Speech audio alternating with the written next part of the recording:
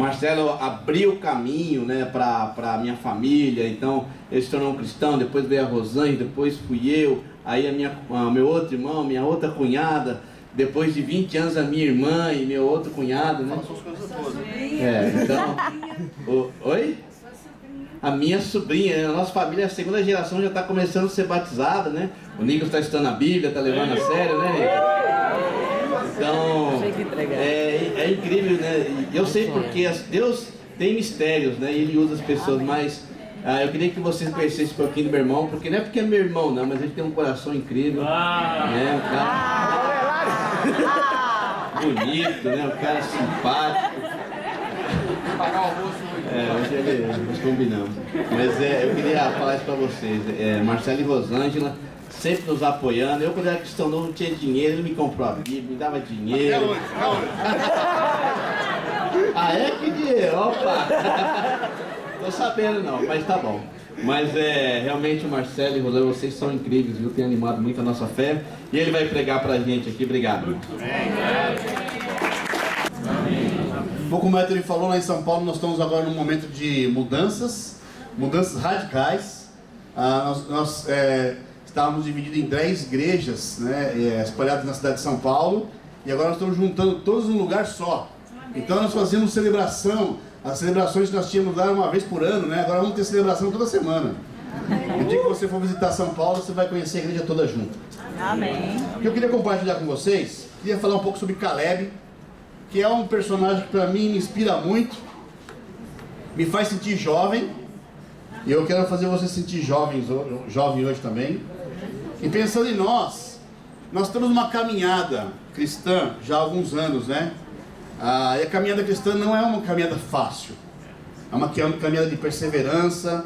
Você foi batizado um dia, como o Marcos vai ser batizado daqui a pouco, e ingressa numa caminhada, numa jornada, né? Com muita alegria. Mas a gente sabe que no meio da caminhada há muitos desafios, há muitas lutas, né? É como um deserto, é uma caminhada como um deserto, é longa, né? É longa, às vezes é árida, e a gente sabe que nós devemos perseverar. Então é sempre uma alegria estar aqui, porque a gente vê irmãos perseverando há anos, né? E nós temos a esperança de chegar num dia na Terra Prometida, amém, que é os céus, né? Quando nós comparamos com a caminhada das pessoas, dos cristãos lá do povo de Israel, lá em Israel, saindo do Egito, da escravidão do Egito, nós sabíamos que eles tinham um alvo, que era chegar na Terra Prometida. E para nós, nosso alvo, a nossa Terra Prometida é os céus. Amém. Eu queria estudar com vocês agora o coração de um homem chamado Caleb. Vocês já conhecem muito bem ele, né?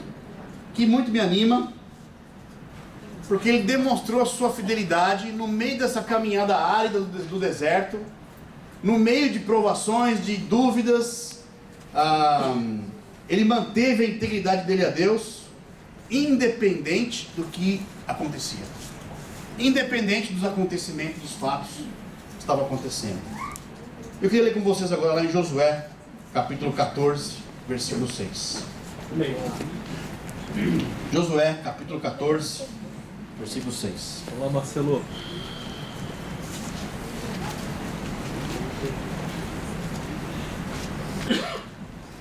Todo mundo está lá comigo? Vamos lá. Vamos ler juntos. Homens de Judá vieram a Josué em Gilgal.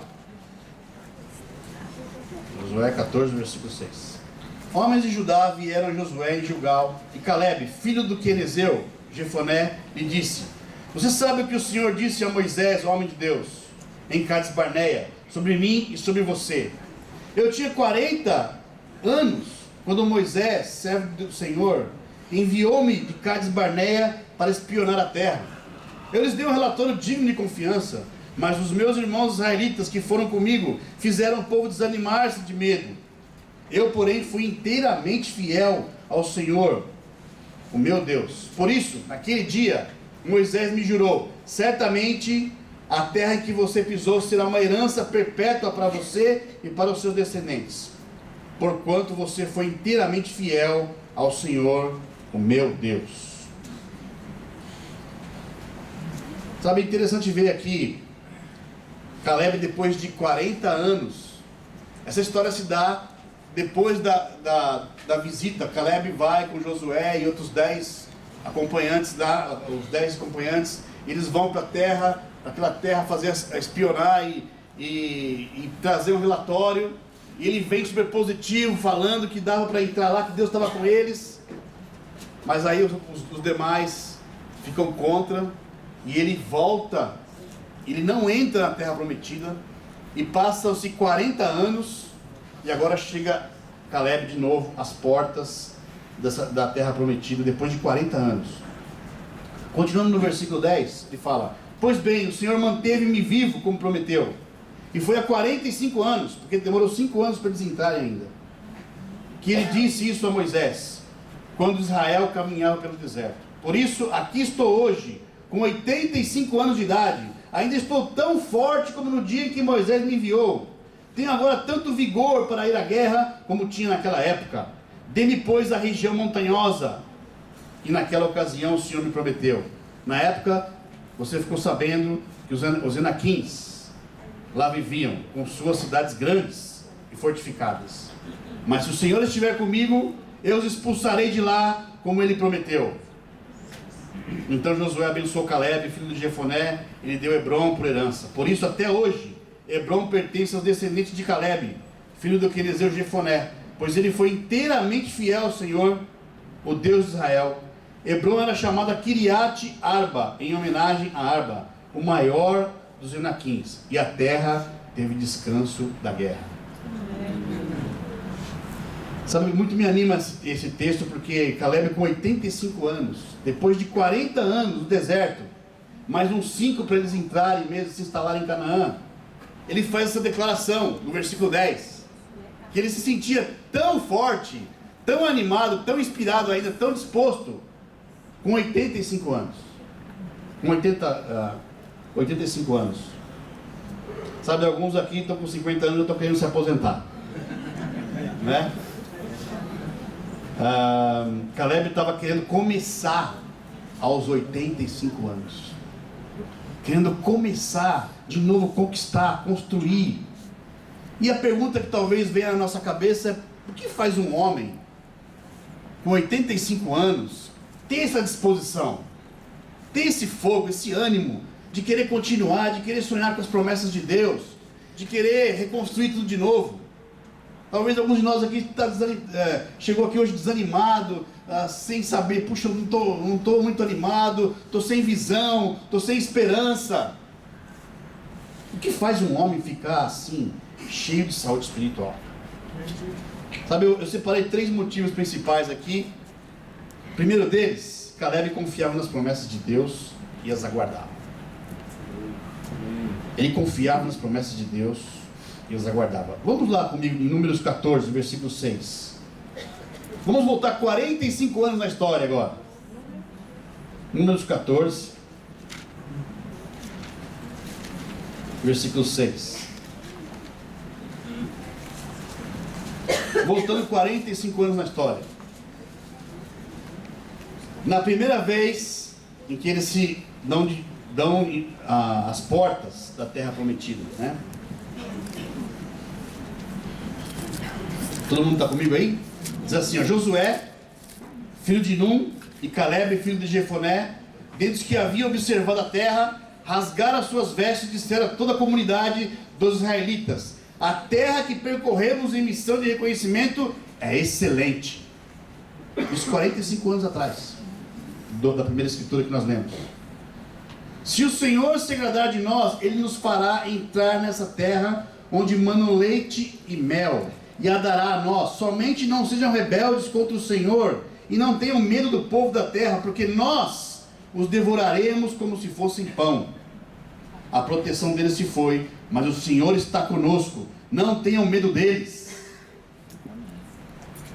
Caleb estava aqui confiante. Sabe, muitos que conhecem essa história, né? Enquanto os outros estavam negativos, Caleb estava animado, estava confiante na promessa de Deus, sabia que Deus havia prometido aquela terra para eles. Mas os demais voltaram negativos. Caleb foi contra a maioria, porque acreditava na promessa de Deus, estava confiante da promessa de Deus. Irmãos, nós como cristãos somos minoria ainda. No teu trabalho talvez você seja minoria, lá no bairro você talvez seja minoria, mas nós precisamos estar cientes e fiéis às promessas de Deus. Amém. Isso nos faz ter confiança. Depois de 45 anos, ele está diante de Josué e fala da promessa de Deus, que Deus tinha feito para ele, que Deus daria para ele aquela terra prometida e para o povo também. 45 anos depois, sabe, Caleb esperou o tempo de Deus. Muitas vezes nós queremos no nosso tempo, na nossa hora, do nosso jeito. Ah, se não for do meu jeito, eu não quero. Não, Deus, me dá isso agora. E a coisa não vem. Ah, Deus não me ama. Deus não está me abençoando. Deus não está me olhando. A pergunta que eu faço para nós aqui, irmãos, e eu fiz para mim também, preparando esse tempo aqui. Nós somos pacientes para esperar o tempo de Deus? Caleb esteve às portas da terra prometida e ele teve que andar 45 anos ainda sabendo que lá era bom, que ele poderia ter entrado e que Deus estava prometendo para eles.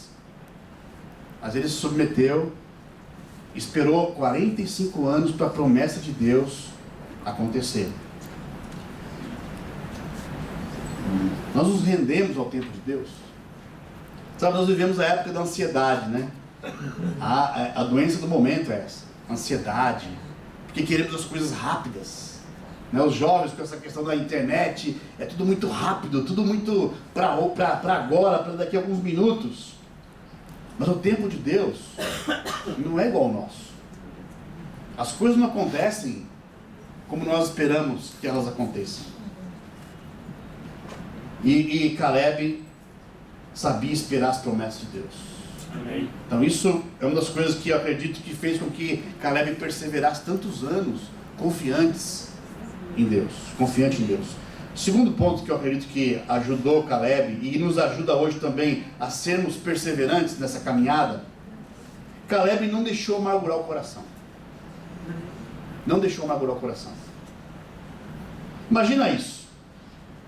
Então Caleb chega com 40 anos, às portas da terra prometida, depois de ter já caminhado, sofrido bastante no deserto, a travessia do Mar Vermelho, e aquela caminhada até chegar lá. E aí, eles chegam às portas da terra prometida. Ele entrou lá, ele viu que era bonito, ele viu que a terra era boa, ele deve ter imaginado, puxa, aqui eu posso colocar a minha casa, meus filhos vão crescer aqui, vai ser demais estar aqui. Puxa, Deus está cumprindo a promessa dele. Ele entrou lá dentro, ele viu, ele presenciou. E aí o que acontece? Quando ele volta, ele passa o relatório, os outros que estavam com ele lá ficaram negativos, a maioria acabou vencendo, e ele é obrigado a voltar e andar 45 anos no deserto. Se fosse eu ou você, como é que você reagiria?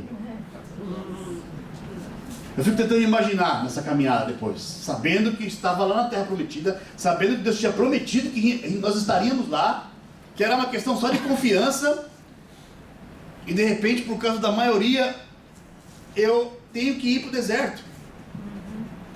Eu poderia ter ficado magoado, eu ficaria com certeza, acho que meu coração não estaria muito para ficar magoado com as pessoas. Imagina eu estou lá no deserto, aí bate na minha porta um dos caras que foi contra, vai embora daqui, eu estou no deserto até agora por sua causa, eu podia estar lá no bem bom, mas eu estou aqui por sua causa.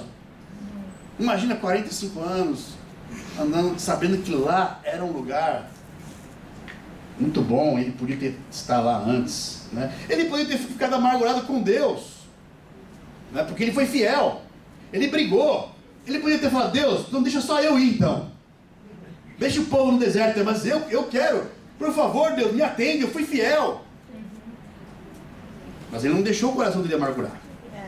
45 anos ali sofrendo, vendo a dureza do deserto, Ele não deixou o coração dele amargurar com Deus.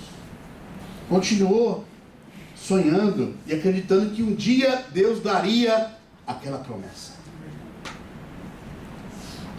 Sabe, a amargura, ela rouba a esperança e também rouba a saúde. Fica amargo.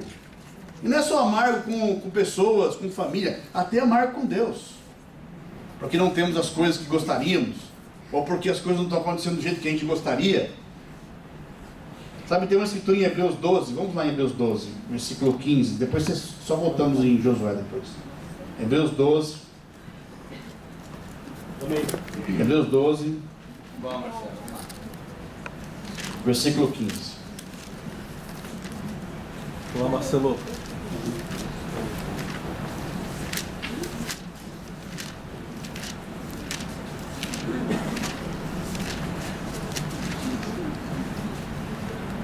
Todo mundo está lá? Diz assim: cuide que ninguém se exclua da graça de Deus, que nenhuma raiz de amargura brote e cause perturbação, contaminando a muitos. Ele fala para nós cuidarmos. Se você ler o versículo 14, ele fala: esforce-se para viver em paz com todos e para serem santos. Sem santidade ninguém verá o Senhor. Cuide que ninguém se exclua da graça de Deus, que nenhuma raiz de amargura brote e cause perturbação, contaminando a muitos. Sabe, a amargura pode nos tirar da graça de Deus. E Caleb protegeu o coração dele. Caleb, se ele tivesse deixado entrar a amargura dominasse o coração de Caleb, provavelmente ele teria ficado no meio do deserto. Provavelmente ele não estaria mais debaixo da graça de Deus. Sabe, eu fico pensando em outros homens, como Moisés, conduziu o povo e não entrou na terra prometida. Conduziu o povo até as portas e não entrou. Até falou com Deus, dialogou com Deus do porquê, mas manteve o coração dele não amargurado. Sabe, o coração amargurado é uma desgraça. É verdade. Pode tirar você da graça de Deus. Por isso, irmãos, quando eu olho para Caleb, eu fico desafiado a me submeter a Deus cada vez mais, a perseverar, continuar. Caramba, eu tenho 48 anos, sei que não parece. Alguns irmãos falam: poxa vida, vocês são, você quer me elogiar? Fala que eu sou mais novo que o Marcos. Eu estava lá no retiro, minha irmã falou: quem é o mais velho? Eu falei: puxa, ganhei o dia. 48 anos, mas a gente foi jogar um vôleizinho lá, eu fui esticar a perna, dei um estiramento na minha virilha. Tudo bem, a gente vai ficando mais velho, né? Mas quando eu olho para Caleb, eu falo: puxa vida, eu sou uma criança.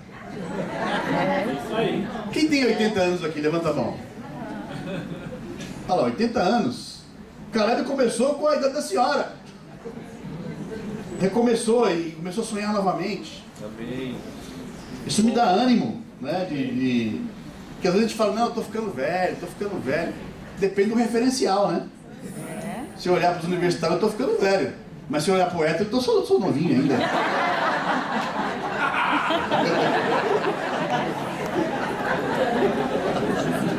Para Caleb, então, eu sou a criança. E você também, né? Mas Caleb não deixou amargurar o coração. Eu não sei como é que você está vivendo hoje, as questões que você está lidando no seu coração. Meu apelo para você: não deixe teu coração amargurado. Amém. Resolve, abre, busca ajuda, seja honesto com os seus sentimentos, fala com Deus, mas não deixe teu coração amargurar, porque você pode sair debaixo da graça de Deus. A amargura pode te tirar debaixo da graça de Deus. E último ponto: Caleb manteve a disposição de lutar. Eu penso: o que fez esse homem perseverar em meio a tanto sofrimento, sabendo que ele poderia ter entrado na terra prometida antes? Uma das coisas que eu acredito é que Caleb manteve a disposição de lutar. Como voltando lá em Josué 14, versículo 12. Volta comigo lá quando nós estávamos. Josué 14, versículo 12.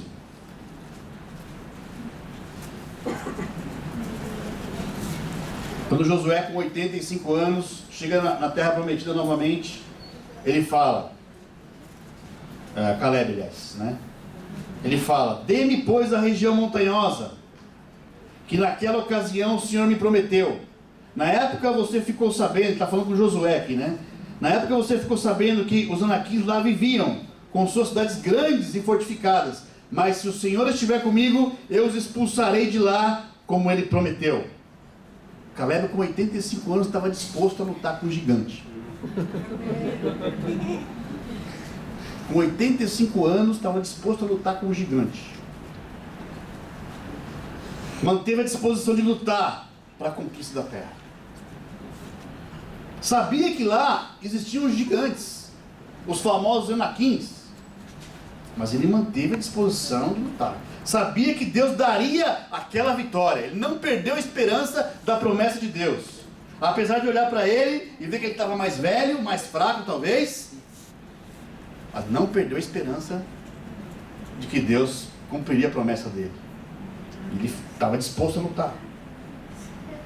Manteve a disposição por 45 anos. Mesmo velho, tinha a mesma fé. E sabe o que aconteceu? Ele entrou lá e ele matou os gigantes. Ele conquistou a cidade. Minha pergunta para todos nós aqui hoje, irmãos: e nós, continuamos dispostos a lutar? E você, continua disposto a lutar? Continua sonhando por Belo Horizonte, Minas Gerais? Continua sonhando por Cláudio? Quando eu ouvia sobre o Cláudio, eu falava: nossa, esse irmão deve ser legal, hein?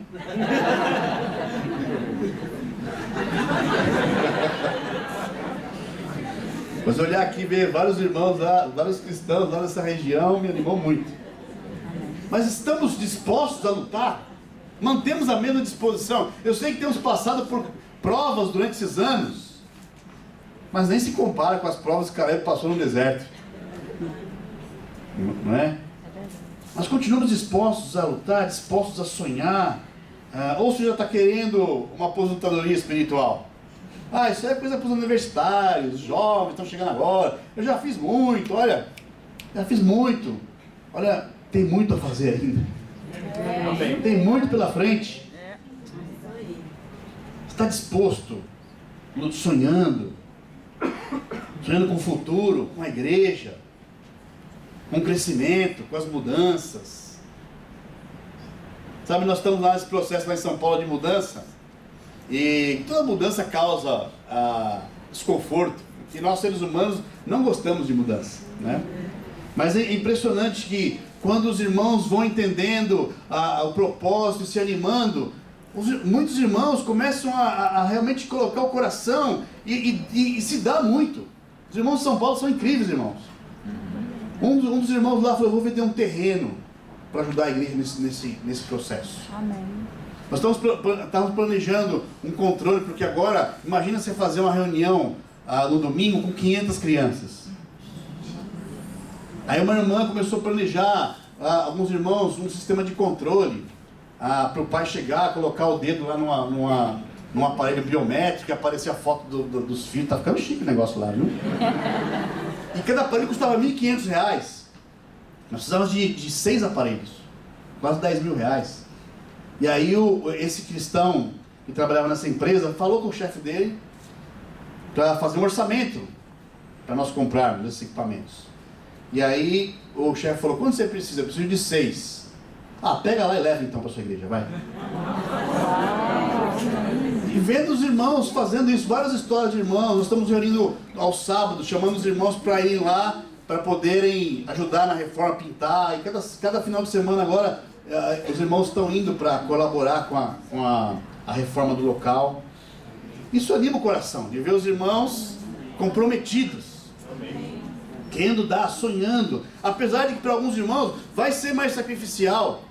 O irmão me perguntou quando eu cheguei aqui e falei sobre isso, se não ia ser mais difícil para alguns que moram mais distantes. Sim, lá na Zona Sul, eu sei que vocês ouvem muito sobre o Capão Redondo, né?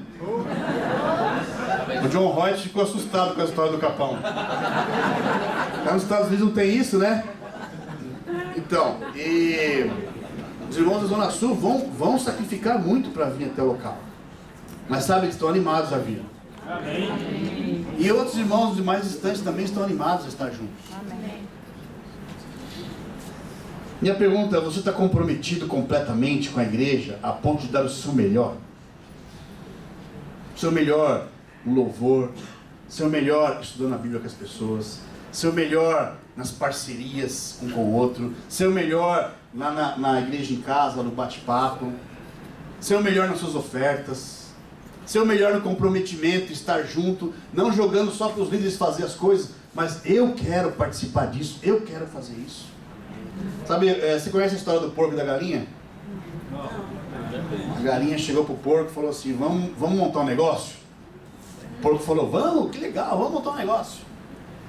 Aí perguntou pra galinha, que negócio? Vamos montar um restaurante. A galinha falou pro porco, beleza, vamos sim. Então qual vai ser o prato principal? O porco perguntou pra galinha. A galinha falou, ovos com bacon.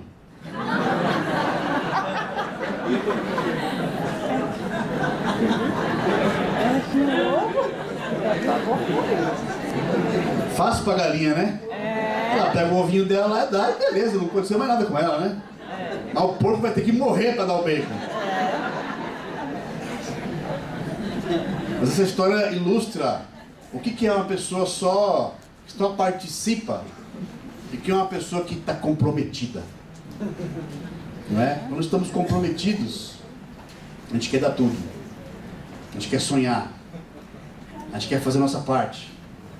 Nós queremos aprender a estudar a Bíblia. A gente quer evangelizar, a gente quer começar uma missão. A gente quer aprender. A gente quer assumir responsabilidade. Não só que os outros façam, mas eu quero fazer. Eu quero ser parte integrante dessa história do avanço do reino aqui nessa parte do Brasil. Amém. Então, Caleb tinha esse espírito, se manter disposto a lutar. Então ninguém aqui é velho demais para achar que não, já fiz minha parte. Quando estivermos na beira de uma cama de hospital, se tivermos essa oportunidade, né? A gente pode falar, agora sim, fiz minha parte, agora eu vou curtir minha segunda etapa, com Deus lá no céu. Onde eu vou curtir os céus com Deus. Não vai ter mais dor, não vai ter mais dor de bico papagaio, não vai ter mais dor de cabeça, não vai ter mais dor de coluna. Eu vou curtir minha vida com Deus. Então, isso me anima tanto a estudar sobre Caleb, porque, como eu falei, né, ele confiou nas promessas de Deus. São tantas promessas que Deus fala. Mateus 6,33, coloca o reino de Deus em primeiro lugar, que Deus vai acrescentar todas as coisas. Filhos, obedeçam seus pais porque é justo. Se você quer viver longa vida nessa terra, tem tantas promessas de Deus. Precisamos confiar e esperar com paciência. Não é o nosso tempo, é no tempo de Deus. Caleb não deixou amargurar o coração dele. Ele podia ter ficado amargurado, são 45 anos, sem ter o que ele queria. Apesar de ele ter feito tudo certinho, apesar de ele ter acreditado nas promessas de Deus, apesar de ele ter brigado com todo mundo para que fizesse o que ele queria, o que ele tinha a certeza.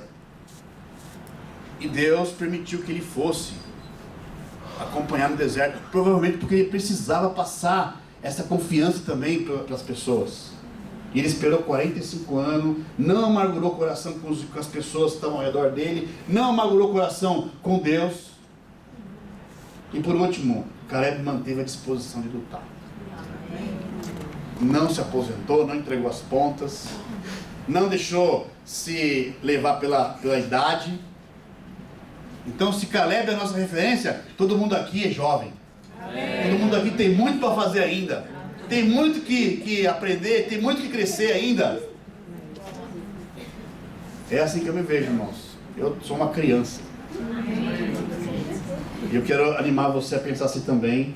E sonhar pelo avanço do reino, sonhar com essa igreja, sonhar pelo Brasil, sonhar pela igreja de São Paulo, pela igreja no Nordeste, pela igreja que está avançando. Nós estamos agora nesse retiro pensando, sonhando com as missões, futuras missões que a gente quer mandar, a gente quer enviar. Então sonha com isso, sonha com sua família. Nós falamos muito sobre a família, o quão importante a família é, os pais passarem a convicção para os filhos. Imagina Caleb, provavelmente devia ter criança nessa caminhada, Caleb tendo que proteger o coração dele e ao mesmo tempo passar esperança para os pequenos, para os mais novos. Isso eu queria animar você, aqui em Belo Horizonte. A gente continuar ouvindo as boas notícias, as notícias de crescimento, de amadurecimento, de alegria, de missão, que vai surgindo aqui no nosso meio, e cada um sendo como porco, não como uma galinha. Eu vou dar meu bacon para isso acontecer. Tem que para alguns aí o bacon está bem avantajado aí, né? Tem muito bacon para dar.